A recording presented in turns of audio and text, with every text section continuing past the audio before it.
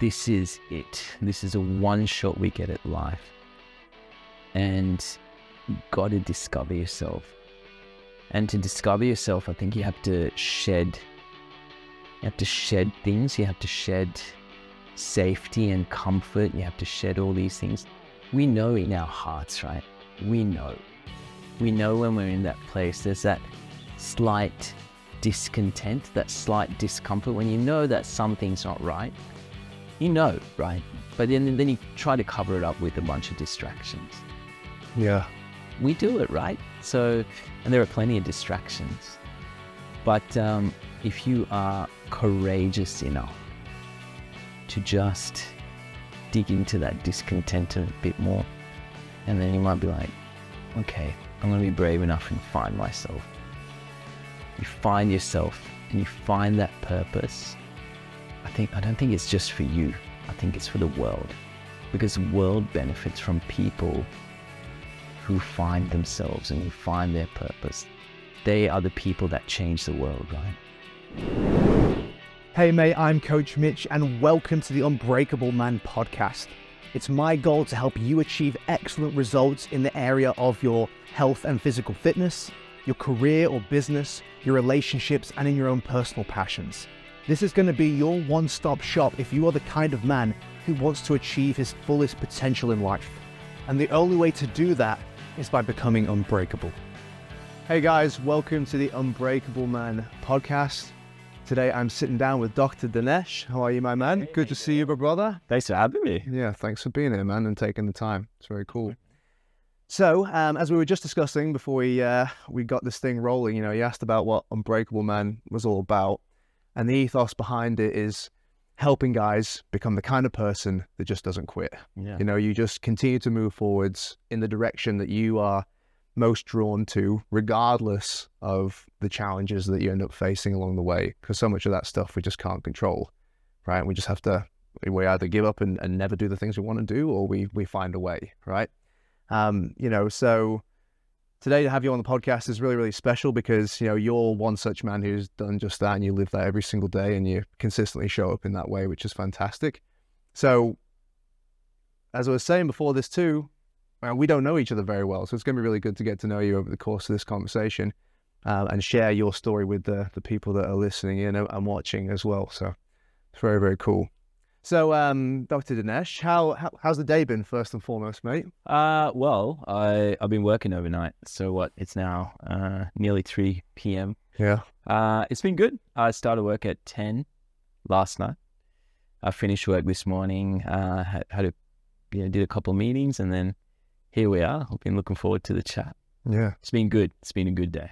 Yeah, fantastic, Yeah. man. Still a workhorse, mate. Man, every day I'm alive. It's a good day. Yeah, brilliant, brother.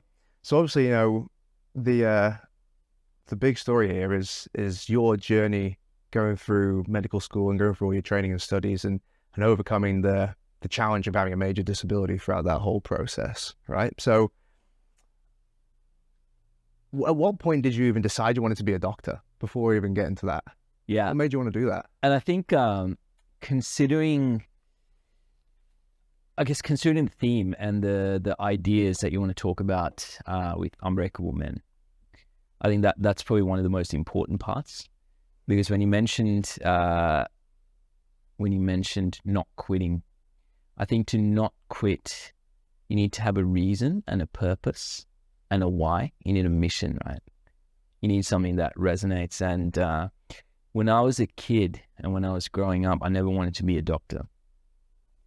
And I didn't really have that thing that set my heart on fire, that gave me the energy. So when I graduated from high school, I had no idea what I wanted to do.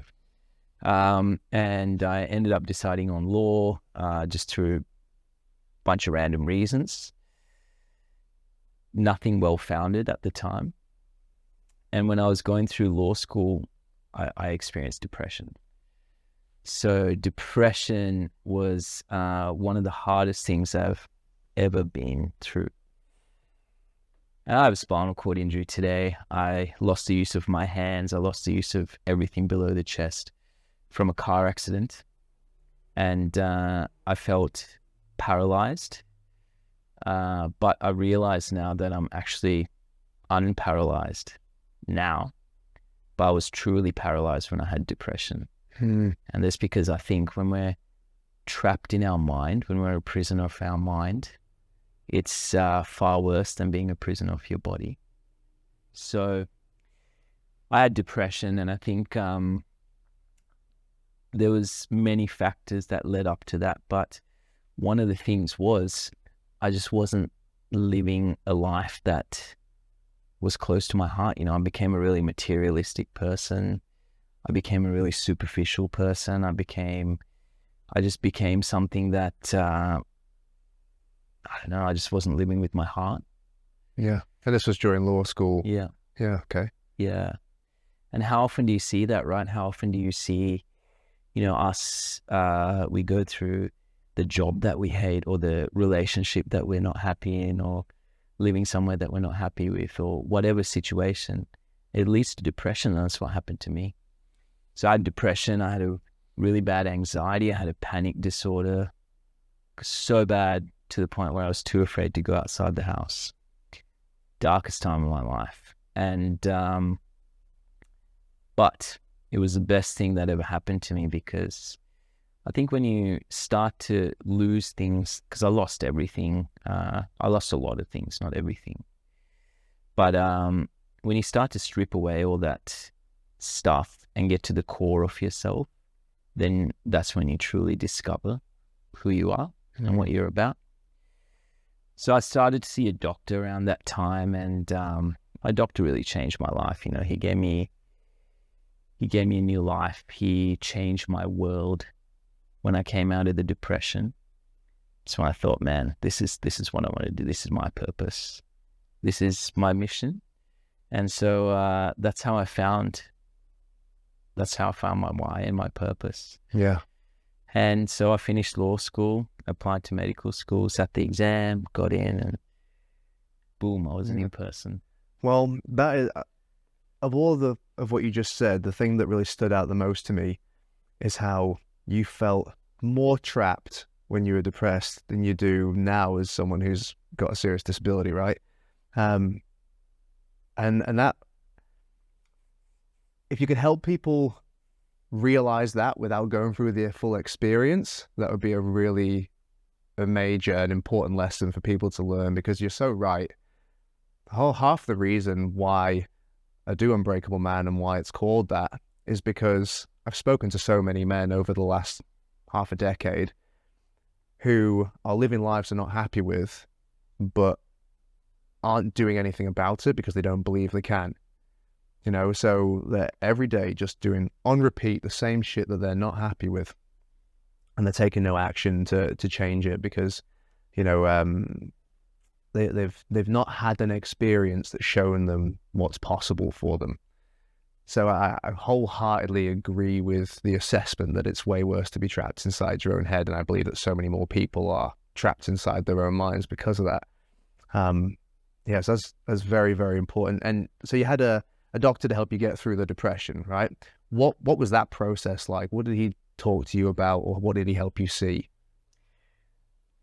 It was an interesting thing. He taught me a lesson about what it is to be a doctor, right? Because when I think back, I actually don't remember him treating the depression in a medical sense. Like, now I know what we need to do to treat certain things and manage certain things. But I was told that a doctor's job is not to treat a disease, but it's to treat a person. And those are two very different things. And for me, he was actually helping me with life. Like, he was helping me navigate my relationships. He was helping me navigate law school, how to get around that, and just nudging me along, moving forward. And I think to empower me to find my own way. So it wasn't a quick process. Like, it took months.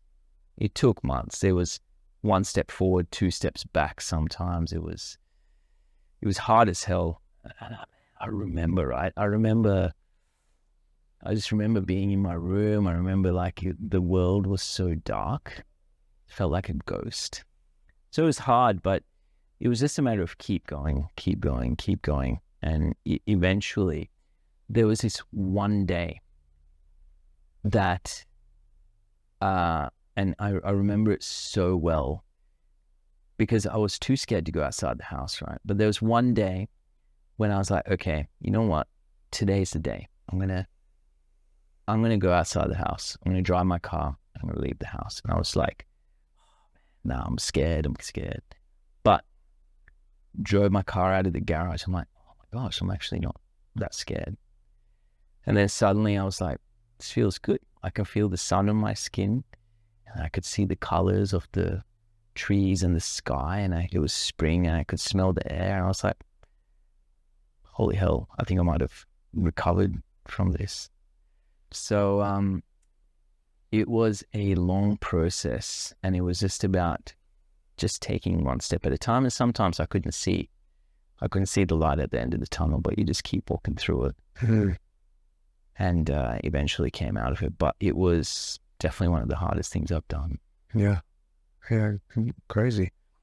At what point then would you say you discovered your mission from there?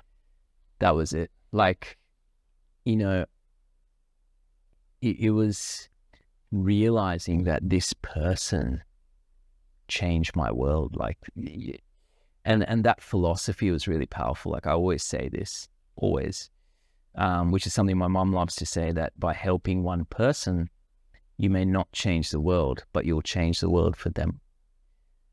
Man, just think about that. Like we go about changing the world. We do all this stuff, right? Whether you're in whatever you're into about leaving this world a better place.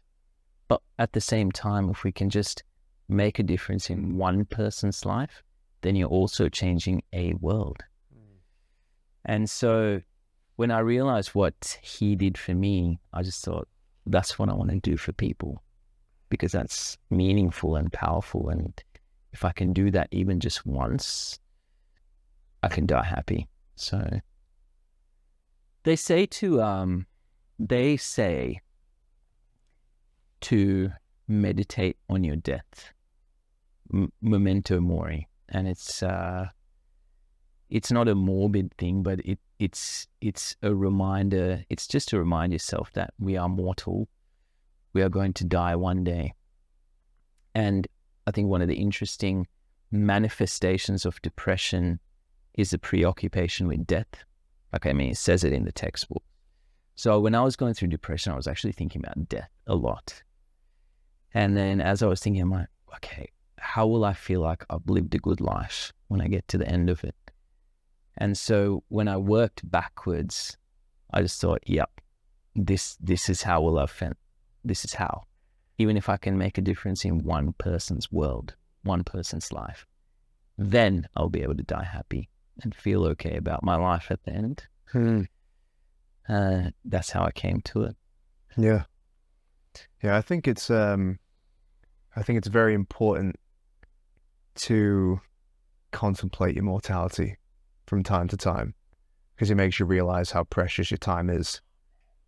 Otherwise you just spend it willy-nilly. We talk about those guys at the start of this, every day on repeat, same old thing, but then a year goes by, and then 10 years goes by, and then they look back on their life and they go, what have I been doing for the last 20, 30 years? And you can't get that back. You can't get that back. I just came off some night shifts this morning, and I saw people die unexpectedly while I was at work over the last few days. And you always think that, like, you know, because they didn't know that it was their last day on this planet, but what would you have done differently? What would you have done differently? And this is not a dress rehearsal. Life is happening right now, and we get one shot. This is so precious, man. This gift that we've got right in front of us. 100%. Whenever we have a conversation like this with the boys or anything like that, I remind them, or I say again what my greatest fear in life is, and that is regret. And getting to the end of it and looking back and going, here's all the stuff I wanted to do, and here's how few of it I actually got done. And not because it was not because the goals were too big or because I wasn't physically capable of it, but just because I wasn't willing to take the risks. I was afraid of what other people might think. I was afraid of, failure or something like that, or, perhaps losing in the short term. And that understanding is a big driving force in making sure that all this kind of stuff happens, and speaking to guys like yourself and getting this message out to people so that they, hopefully have that same sense of urgency that, this ends at some point. And not only that, but I have a finite amount of time to make the most amount of a difference. You know what I mean? Like, let's not wait till we're retired before we start enjoying ourselves or doing the things that really matter to us. We might not even be as capable of doing those things once we get to that place. So I think that's a fantastic lesson to remind yourself of from time to time. And if you can help people see that too, then just that alone would make a big difference in somebody's world. Well, that's it, right? And I love what you just said. Like, we think about, okay, when I retire, I'm going to do this, or in 10 years, I'll do this, but you don't know what will come. One of the things that came in, this car accident happened to me when I was 25. So think about that, right? I met a little boy who also had a spinal cord injury. He was less than 10 years old. And when I met him, I thought, you haven't kissed a girl. You haven't driven a car. You haven't done all these things. And I felt for him, but like I did all that and I made the most of my life, I think, up till 25. And so like, the one of the things I remember so clearly is just a few weeks before this accident happened, one of my best friends, he said, we were still in medical school together. And he said he had this idea that he wanted to go snowboarding in Japan. And I was like, man, no, I gotta save my cash. I gotta study. I gotta do this. I gotta do that. And trying to be the responsible boy. And but he asked me. He kept asking me. He was like, nah, let's go. I'm like, fine, let's go. So put on my credit card and we turned up in Japan. Had the greatest time. And a matter of weeks later, had the accident. But the thing I thought about is that I took that trip with one of my best friends. We had the greatest time. He still talks about it. And it was the last time until now, when I stood up on a snowy mountain by myself in Japan on a quiet winter's night and felt the snow fall onto my face. And just that memory was enough to keep me going through some of the hard times that were to come. Got to seize the day. I thought you were going to tell me a massive story of regret then. I was like, oh, no. Thank God he went. Yes, awesome. Yep. Good for you, man. Good for you. It's a good point, hey. Yeah, it's tricky balancing those things because you literally cannot live every single day like it's your last. But if you live enough days in a row without living a day like it's your last, then you've got a problem too. So you've got to figure out, well, man, what is most important to me right now? And how can I, consistently invest in that in some way in my life? You know what I mean? So yeah, that's fantastic, man. I'm glad you got to do that as well. Beautiful. We're actually planning a Japan trip early next year, so nice. I look forward to having the experience myself. Yeah, and again, there's other things I could be putting my money towards and saving for, but you don't get to take any of that stuff with you. So I wanna know what these things feel like. I want to tick those things off the list and say, yeah, that was awesome. But I mean, what do you carry with you, right? When one of the things I learned is I accumulated all this stuff like clothes and, I was buying a new car just before the accident happened. Like I was due to pick up a new car and had all this stuff that I really liked materially. But in seconds, I lost all that. Seconds, that's all it took. I lost all of it. And I was like, I remember the day I had to let go of my apartment because I could no longer afford it. And it was an awesome apartment. And it was really hard to let go of that material stuff. But when all this happens, you can lose all that stuff in a second. They're just worldly things, right?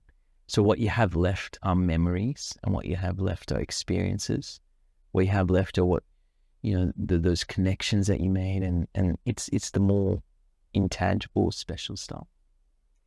But what I have also realized through doing that is the happiest that I have ever felt and the most free I've ever felt is after I've lost everything. And there's a poem by a samurai, and he says that my barn having burnt down, I can now see the moon. So these days, I actively try to minimize the amount of stuff that I have, because I think the less stuff you have, the freer you are. Yeah.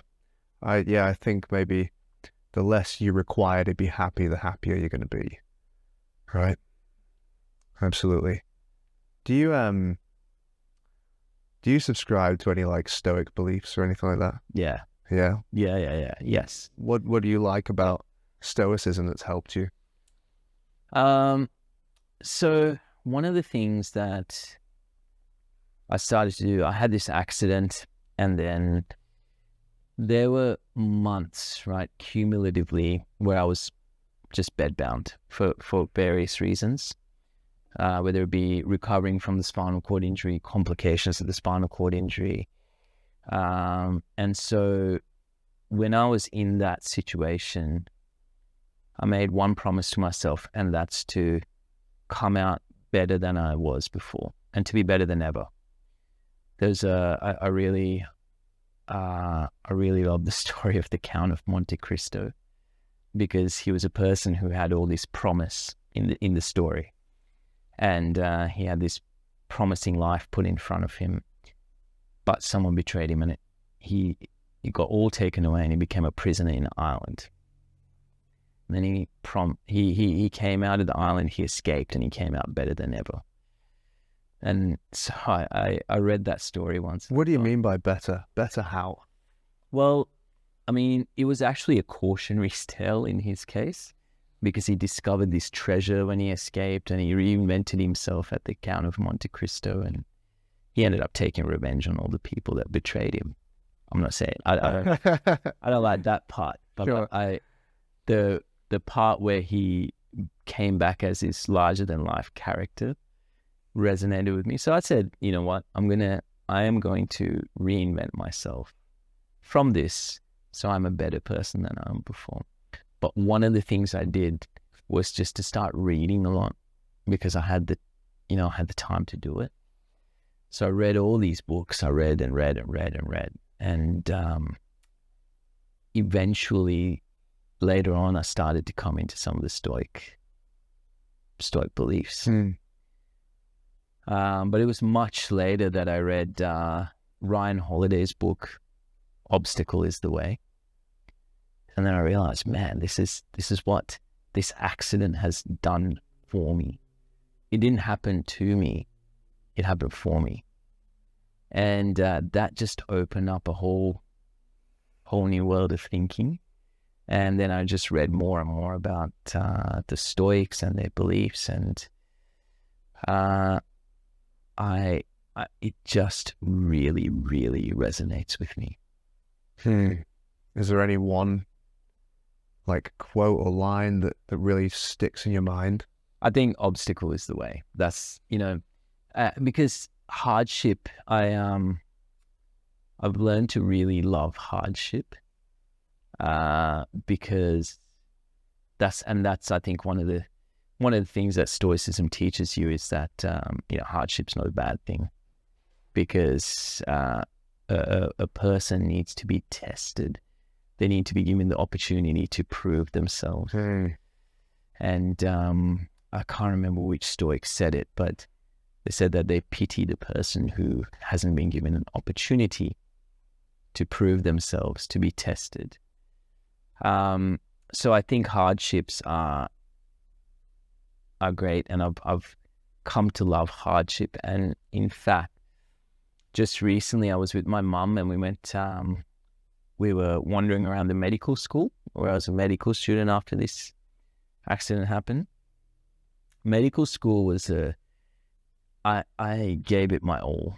So I used to wake up at 3 a.m., get there, get to the hospital, and I used to study into the night, sleep for a few hours, probably 3 or 4, do it all again every day. And I can't control my body temperature now. So my skin doesn't work. And because of that, like winters can be challenging. So we were wandering around the medical school, and Mum pointed at this desk that I used to sit and study at. And she recalled that I used to wrap things around myself to keep warm and drink hot water, but just study and study and study and freeze and then go home. But when we spoke about that, I was like, I kind of miss that hardship, you know? I kind of miss doing that. And I just realized how much I value hardships because it allows us to grow. Yeah, definitely, man. Yeah, I think I had a podcast guest on here, and we spoke about Unbreakable Man and all that. And it's like, you can't become an unbreakable man until you've been broken a few times. You know, you have to put yourself back together, and that's what gives you the unbreakability. And I think that people don't value the growth of character as much as they do those material things, right? I don't care how I do it, but if I have $1 million, that's more important than becoming the kind of person that could make $1 million.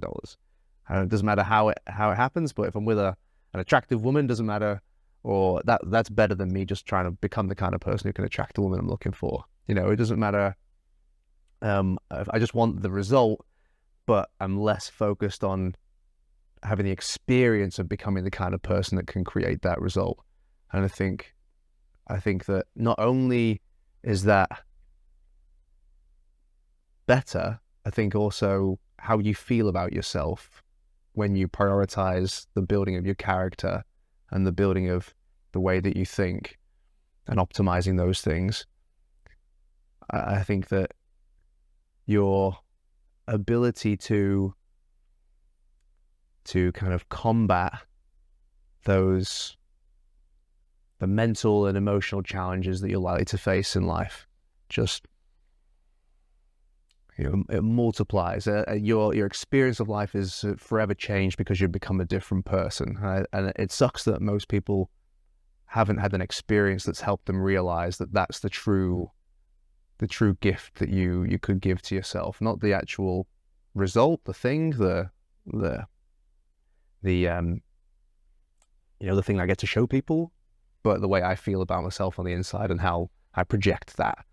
I think hardship is absolutely how you develop that within yourself, because only through, I think most people learn the hard way, right? When it comes to having lessons, you can read in a textbook and you can see the thing over and over again, but that kind of knowledge is not the same as really knowing something internally and having a genuine understanding of what that thing is like through experience. So I think that changes everything if you get the opportunity to have an experience like that. And I think most people don't see the value in it, which is a shame. I don't know how to help people see the value in that either. Have you found that yourself with conversations with people? I think every single person's different. Right? Everyone's at a different point in their life, and everyone's going through their own journey. I've learned that I think one of the things is not to judge, right? So, but looking back at myself, like before all this happened, I was comfort and safety was a nice thing. And I had wants, but those wants were to fill a hole in myself rather than actually filling that hole from within. I was trying to fill it from the outside. Yeah. Whether it be the girlfriend or the car or whatever it might be. Yeah. So, but when you start to build yourself from within. And when you become whole, then that is more powerful than anything. Yeah. Yeah. Well, that's one of the things that when it comes to Stoic philosophy, the one that really sticks out to me is the quote where it speaks about the only thing we really have is our own reasoned choice. You know, everything else can be taken away from us. You know, even our health, we don't have a control over that. That can be gone in the blink of an eye, like, you know. But I get to decide what I do next or how I feel about it. Yes. Right? Yeah. So, yeah, and I think that if you apply that to across the board, your ability to create a great life for yourself and feel great about it, it's right there. Yeah, I totally agree. And it is about thinking about the things that we can control and letting go of the things that we can't control. And you're right. The two things that we have, it's the choice, and the choice to feel about how we feel about things. It's how we act. Yeah, for sure. So I want, you know, one of the things that I think makes you a really awesome example of this is, you know, there are so many things that you've had to adjust to through going through this experience, right? And you have to accept that those things are the way they are, can't change them. And you've had to turn it around and find a positive in this. And then not only that, but you've used that to positively affect other people too, right? So if you don't mind, it would be great for some of the guys listening to this or watching this to have an understanding of, you know, some of the challenges that you face on a day-to-day basis, so that they know, oh, god damn, you know, things that I take for granted, you know, Dinesh really has to like put a lot of effort in to make those things happen. And yet this guy is still, you know, really positive and happy with the way his life's going, you know, and yet I have the ability to do all these things, and perhaps I don't feel as good about myself, about my life. Yeah. Well, I mean, you were kind enough to come to the car to watch me get out, right? Getting out of the car. So my friend was there to help me out, but it's a process that takes time. Don't just get to jump out of the car and roll around, use a wheelchair, even getting dressed. When I get up in the morning, it's about getting help to get into the shower. And so all these things take a lot of time, even simple things. I don't use my fingers anymore. So holding certain things, not being able to control my body temperature, right? That's one of. Last night I was at work and the hospital was pretty cold and I was freezing. First thing I did when I finished work is to wander out into the sun and warm myself up. I wanted to be there and do my job properly. But I was cold and I was freezing through the night. So there are a lot of simple things like that. Eating. So spinal cord injury, I've only got the use of a few muscles, which means my energy use is way less than it was, which means I had to adjust how I eat.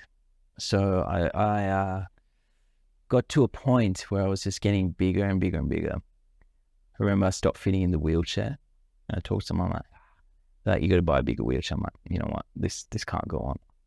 So now I just track what I eat. I went from 94 kilos to 72. But it means eating way, way less and very little and eating well. But that's just what I got to do. And someone asked me recently, what do you miss the most about your old life? No one asked me that for the longest time. I thought it was a very cool question because I thought about it. I'm like, I don't miss anything. What's the point of missing it, right? I can't do anything about it. I don't. But today I feel like the happiest man on earth. It's because I got so much. Sure, I lost a lot, but I gained a lot too. And I focus on those things that I gained. But no, life is certainly not simple. Life, there are so many different things that I have to do differently now, that I do differently now. But I don't have any control over that. So I just let go and I just do it. Yeah. Was it a process learning to let go? It was tough. Yeah. It was tough. And I just remember like even using a wheelchair, watching other people stand. And when I was in the hospital, one of my close friends got married and he wanted me to be there. Right? He's like, man, I don't care if you come in a hospital bed or a wheelchair, I don't care. I just want you to be there. So I was one of his groomsmen, and I got a day out from the hospital to go, and it was like wasn't straightforward. But I remember being at his wedding and watching people dance, and I was just that was super hard to watch. So I had a girlfriend at the time. I was there, and she looked at me, and I looked at her. And there was a moment there where there was just so much pain. And it was tough to see simple things like that. It took a while, but, I have an amazing girlfriend now, and I think we have a better relationship than others. Like, we have a blast. It's awesome. Yeah. But yeah, it took a long time for me to get to that point. And it was very hard initially. Was there a specific kind of process that you had to go through in terms of mentally allowing yourself to accept that just was the way it was? Was there like a couple of steps to that for you where you were becoming as okay with it as you could be?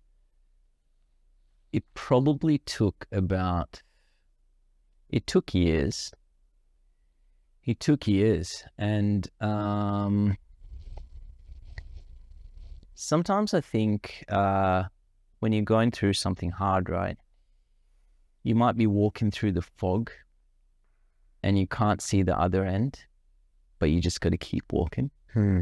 And I think that's just what I had to do. Like, I couldn't see the other end. I couldn't see the light at the end of the tunnel, but I just had to keep going. Yes. And I think it was just that keeping going, just that trying, just that persisting, just the just trying and trying and trying and trying. And yeah, that I don't know whether there was anything specific, but it was just keeping going. Sure. So a mixture of time. You spoke about your mission, and that must have been the light at the end of the tunnel for you. The mission never went away, Yeah. Because I still wanted to be a doctor. I still knew that's what I was supposed to do. Still know that was my purpose. Still know that was my why. So that was always there. So I just kept marching towards that, I guess. Yeah. Okay. So if we kind of follow that analogy, what was it like when the fog started to clear for you? Man, it was amazing. Like, like now, just to take a sidestep on that, actually, I was reading one of the other Ryan Holiday books, and I think it was Courage is Calling or something like that. But he talks about how you have to get lost sometimes in the forest or the desert to make it back. And I think that's what happened to me. I was in the but now that I have made it out of that, I am so grateful every single day. Like I'll be driving around, getting here. I'm like, man, it is an amazing day. I'll be like, oh, how good does the sun look? Or like, it's the simple things that you appreciate. I love life. It's, I have a great time. I feel blessed. I feel that life's good. I feel that I have an abundance of everything. And it's often even just the simple stuff, I'm like, to live in an amazing place with great weather. I get to eat what I want. Even simple stuff like that, you take joy in. So now that the fog has parted, life, I feel like I'm in paradise. Hmm. Yeah, fantastic, man. If you had to put it in a sentence, what do you think you know now as a result of your experience that you would not have known if you hadn't had that experience? So much. Like when it first happened, right, I would have done anything to have my old life back, anything to turn back the clock, anything. But now I wouldn't trade this experience for the world. We wouldn't be having this chat now, right, if it didn't happen. So what I've learned a bunch of things through that process. I've learned who I am. I learned about what I'm capable of. I've learned about what's important to me. I learned about who's important to me. So I have learned so much, and I've discovered myself as well, discovered values and principles. You know? So there's been so many things that I've learned and discovered along the way, which I would not have had this not happened to me. I always wonder, like, who would I have been if this didn't happen? And I'm like, oh man, it would have been, I don't know if life would have been as amazing. What do you think you would have been like? I'm curious. I feel like I might have been living a monotonous life, perhaps. I feel like I might have been living a monotonous life. Like, I mean, I found something that I love, sure, but I wonder how quickly I would have gotten back into the cycle of just normality and the machine. I was watching The Matrix recently, actually, so I think it's a great allegory for life sometimes if you get caught up in that, just a part of that comfort. And so I don't know, but I feel like life may not have been this amazing. Definitely the appreciation for certain things would not have been there. Hey, I was talking to a friend recently, and we were eating a meal together, right? And I was like, this tastes amazing, and I was just like, oh, and my friend was like, don't appreciate food the way you do, you know, like even simple things like that. So yeah, definitely appreciate things. Yeah, nice. If there was kind of one central message that you had for the people watching this, what would that be? This is it. This is a one shot we get at life, and got to discover yourself. And to discover yourself, I think you have to shed things. You have to shed safety and comfort. You have to shed all these things. We know in our hearts, right? We know when we're in that place, there's that slight discontent, that slight discomfort, when you know that something's not right, you know, right? But then you try to cover it up with a bunch of distractions. Yeah.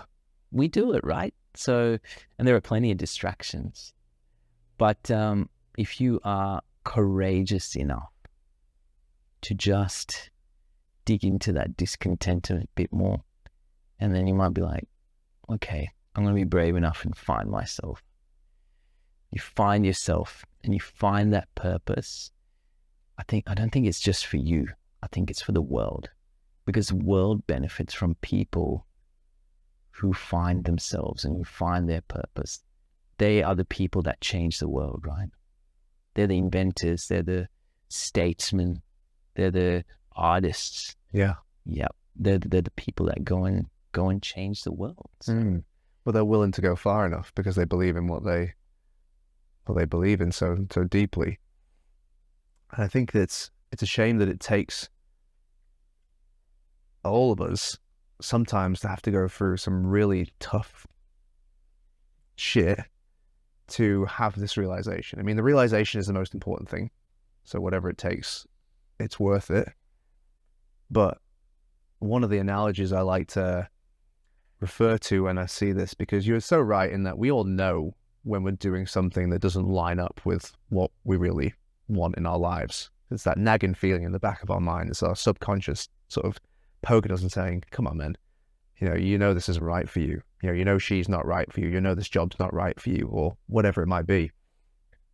And I find that life gives us little signs that that's the case, but it starts out just by kind of tickling us with a feather and just little, come on, man, might want to consider this a little bit more. And then when we don't listen to the feather, eventually the little signs turn into life hitting us with bricks. Like it's the big argument with your missus, or it's some more friction at work, whatever it might be, or it's depression or something like that. And then even with those things, we still often don't listen, because it's still harder to do the thing that we already know is right than it is to just settle in with what's comfortable right now, or at least what we know right now. And then when we don't listen to that, if we wait long enough, life hits us with a bus, and it's heart attack, or it's the divorce papers, or whatever it might be. And that's the thing that forces action. But we don't have to wait that long, and some people don't even learn from that. It's only in kind of retrospect can we look back and go, God, I could have changed this 5, 10, 20 years ago, whatever it was. But that's only good in hindsight. So today is the day to start making a change. The second you have that realization, as early as you possibly can, get onto it. Find yourself. Yeah, absolutely. And it's not easy, right? It takes courage. It's scary as hell. I have a good friend who's had a very distinguished career in medicine. And he just said, I actually just want to write books. And it took a huge amount of courage and big gonads. But he just said, I'm going to quit and I'm going to start writing books. And he did it. So it's sometimes not easy, sometimes scary, but you got to do it. Yeah. Got to do it. Absolutely. You've got to say no to what society expects of you, which is probably the hardest part of it. You got to say no to the money, your friend in that case, perhaps initially. And everyone else is going to think, man, you're an idiot. Why are you doing this? You've got the best job or whatever it is right now. Why would you do that? But that's not, you're missing the point. The point is I'm not spending my time in a way that makes me happy. It doesn't matter how much you pay me for those hours. I'm still not happy. So what's the point? But I think a lot of people are probably aware of that. Maybe they don't put it into words, but they sort of know. But it's still that fear factor of letting go of this thing that for our whole life we've been told is the most important thing, whether it's money or status or whatever the thing is. But the second you get to let go of it, you do feel that weight off your shoulders. Yeah, you got to do it. You got to do it. So I think, I think just finding yourself and being courageous enough to do that thing is one of the biggest steps that you'll take. And then I think along the journey, there are other ingredients as well. Like I've had to become very disciplined. One of the things one of my friends, close friend, he talked to me once just before I came back to medical school after this accident. He said, man, you got to be disciplined if you're going to do this. You're going to have to treat yourself like an Olympic athlete. It's like, man, that's actually true. So I had to discipline myself. I gave, I don't drink. I don't party. I don't, I have learned that discipline in all areas of life and self-control has been really important in this journey. That's how I got here. I did that through medical school. I do that now. And it's been worth it. Self-control, temperance, all those things. Again, those are Stoic values. But those things have been really important tools in getting me here. Mm-hmm. Yeah. We could probably do a whole other episode on discipline alone. Yeah. But if we go back to the start of that, how would you say is one of a key thing that someone listening to this right now could become more self-aware, could learn about themselves or find themselves, as you mentioned? Yeah, I think put some people they do put themselves through certain hardships to go and do that. Like they might take that trip, or they might climb that mountain, or they might do something in the extreme. But hardship, some form of hardship allows us to test ourselves a bit and to figure out who we are. So hardship is one. But you really have to be courageous. You have to be brave. Like, it's scary, right? It's scary to let go of the safety of whatever you might be doing. It's, for me, like, when I stepped away from law school to go to medical school, like, dude, like, people are like, man, you can have a job and you can work and you'll get your house and whatever. Man, I would have been miserable forever, right? So you have to be brave to step away from that and to try things as well.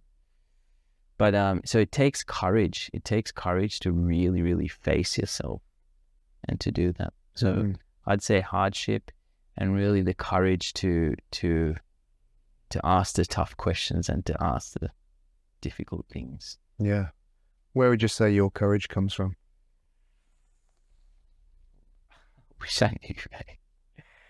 I don't know. I think I lost everything. Like, I lost everything through this. I had nothing. But I think I'm also a product of some really fortunate circumstances in a way. Like, I grew up in Sri Lanka, and Sri Lanka has been through so much. People lived through war. People lived through just hard stuff. I remember when I was a kid, like, we had to boil water before we drank it. And I still am grateful for the fact that I can open the tap and drink water now. But just going through things like that, and then having some perspective, I think you learn to have a bit of gratitude for the simple things that you have, and that gives you the want and the courage to make the most of those gifts. And my mum, man, she's a lioness. Through all the hardships in our life, she has always pushed forward. She's always been fearless. She's always carried the weight. She's always been tireless. She's taught me a lot as well. So my mum has always given me the courage to do that. Brilliant, man. That's really cool. So, well, my last question for you then, mate, is what would you say is the biggest lesson you've learned from your mum? What was the biggest thing she's given you? Persistence. She's so damn persistent, man. Like, at life, think about it. Like, she navigated our family through so many difficult situations in a country that was going through so much. Then she led the charge to bring us over to here, to Australia, to build a new life. She persisted through me having depression. She persisted through me having a spinal cord injury where we lost everything we built. And we kept going. There were days when my mum and I, we had no money, man. We had nowhere to live. We had nothing. I didn't own shoes. Like, we had nothing. And she persisted. I remember her telling a friend recently, she said, I always told him that we'd make it, but I didn't know how. Just persisted. Persistence. Yeah, you just got to persist. Keep beating at it. Yeah, definitely. That's what Unbreakable Man is all about. Yeah. Just not ever giving up. Not ever giving up. Yeah, that's right. Yeah. And you don't need to know exactly how you're going to get there. You just need to know what there is and the fact that you really want to be there. I think if you have those two things, then the pathway will make itself known to you as you go. Just take one step at a time. One step at a time. Through the fog, through the mountain, through the rain. One step at a time. Beautiful. Thanks, Dinesh. Appreciate your time today, brother. It was awesome. Great. Cheers, guys. Have a wonderful day. Definitely check out Dr. Dinesh's book. What's it called? Stronger.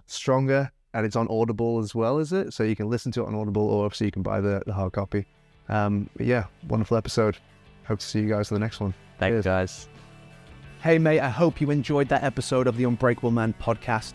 If you did, it would be absolutely fantastic if you could leave us a 5-star review, because that's going to help us get our message in front of more men who need to hear it. Now, if you have some feedback for me, I'd love to hear that too. Comment down below. And if you just need some mini doses of Unbreakable Man motivation throughout your week, then you can follow us across all social platforms. On Facebook, it's Unbreakable Man Challenge. On Instagram, it's Unbreakable Man_challenge. And on TikTok and YouTube, it's just Unbreakable Man. Your support would be absolutely invaluable. Now, last but not least, do not forget, men aren't born, they're built.